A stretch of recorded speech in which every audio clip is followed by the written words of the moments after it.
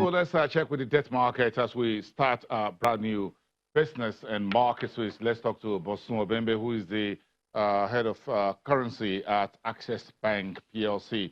He's live to us from FMDQ Exchange Place. Bosun, good morning. It's good to have you on the show.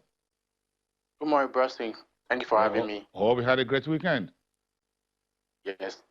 Yes. So give us your insight into the market for this week. Currency. Let's start from there. Okay, so currency today we expect the usual CBN wholesale intervention where 100 million will be injected into the system. So currently the stop rate has been at 357 level. So we expect CBN to actually intervene in the FX today.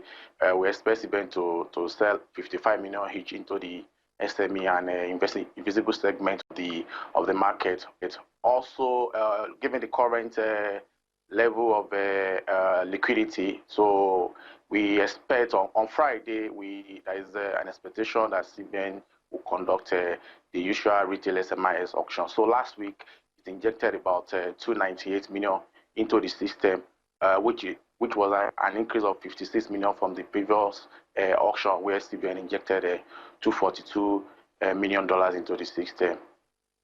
So in terms of exchange rate, where are we at the moment? How did we finish off last week? What's the outlook for the current week? Any major shock or whatever you think in terms of the exchange rate, or we're looking at something quiet despite these regular central bank regulatory interventions? At the investor and exporters window last week, so rate appreciated by 3 kobo to close at 360.79. However, given the paucity of HOMO auction, so what we've seen is a reduced liquidity. The turnover week on week declined by about 600 million.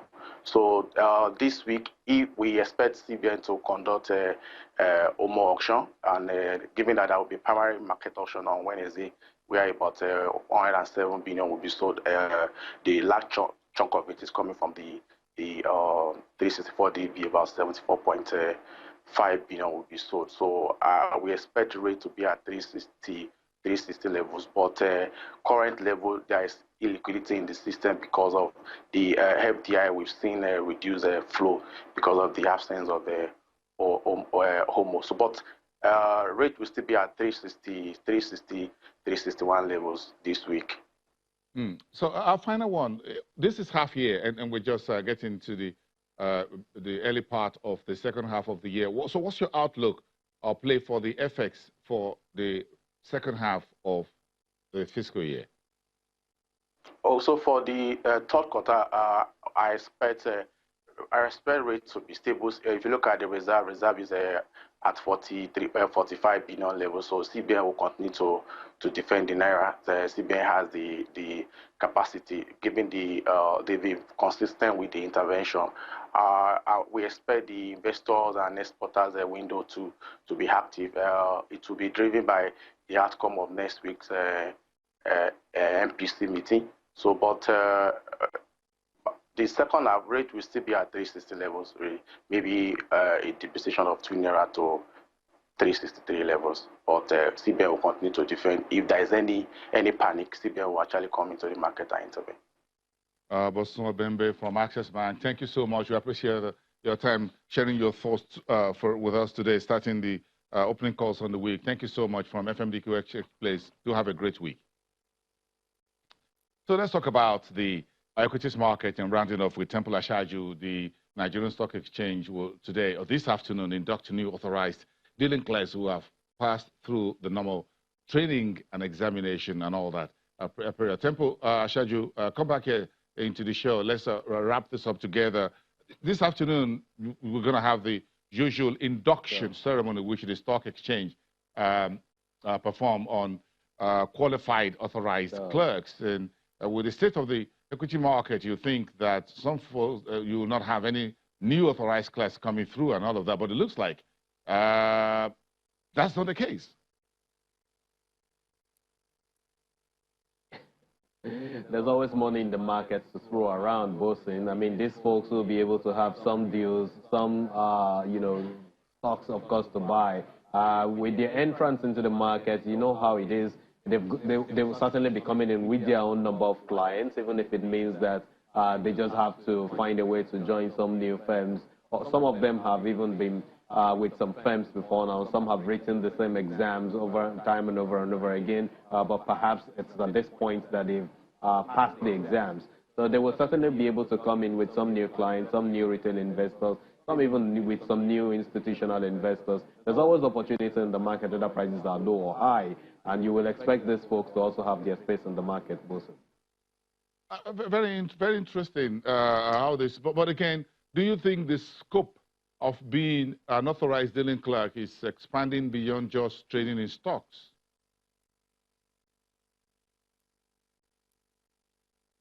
Well, I think it is, given the fact that the exchange is also considering bringing in some new products like derivatives, swaps, and all other related products, you know, that are likely to come into the market. So that is something that they will also have on their radar, watching to see how they can also partner, you know, or participate in it. Because the other day I spoke to one of them who actually talked about derivatives as something that he is looking really forward to in the market, because he hasn't really seen the practicality of it. Now, the fact that Kenya has, you know, is done with its own, they already have the Nairobi Stock Exchange derivatives now made available, and the fact that the team that is expected to set up that of Nigeria had actually visited the broker-dealer community with the regulators a few weeks ago. They had that meeting, and it looks like this is something that they will now create a timeline for. Makes it possible for these new guys to also be able to key into this particular process that will be commencing soon in collaboration with the Securities and Exchange Commission and the Stock Exchange that are really driving this particular initiative in the market. So these new guys will also have their eyes on this particular type of product as away from equities, so they can have the possibility of seamlessly, you know, balancing portfolios for investors in the market. Temple, let's wrap it up. The composite index is starting off a bit on a very back footing as we speak. It's still early hours yet. Anything new you're learning, or the numbers that you're seeing?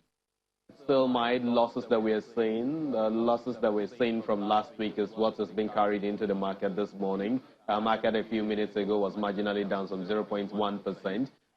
At the point it even neutered, there was basically no movement at all. I think the fact that we have flour mills news coming into the market in early trades is going to, you know, contribute to some kind of a positive push for investors this morning and, of course, this Monday. It's a company that, of course, if you look at all of those key metrics, they were basically negative. But if we go by some of the notes that also came with the financials, you notice that some of the initiatives that they put in place is actually working out.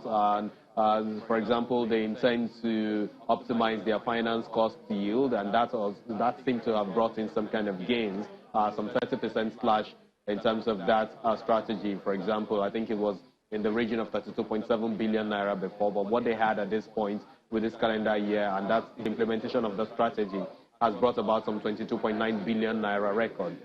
So they do hope that things will, you know, turn out to be better for good again in the next calendar year. And I think that's the reason the gains they've seen this time is the reason why they've been able to declare the level of dividend that has been proposed by the board. And hopefully their shareholders will be able to approve that at their annual general meeting going forward. So I hope that flour mills numbers this morning, the fact that it comes on board with this proposal of 1.20 kobo dividend, will be able to contribute to, or basically help to push up the market this morning. Although as things are, there hasn't been any difference in the price of the share. Let's see how this Temple, let's see how this how things the market trade this earnings news until 1:30 in the afternoon, when you have to take a second shot of the day with Chimezie Obiwagu on Business Incorporated. Thank you very much, everyone. We'll see you again tomorrow on Business Morning.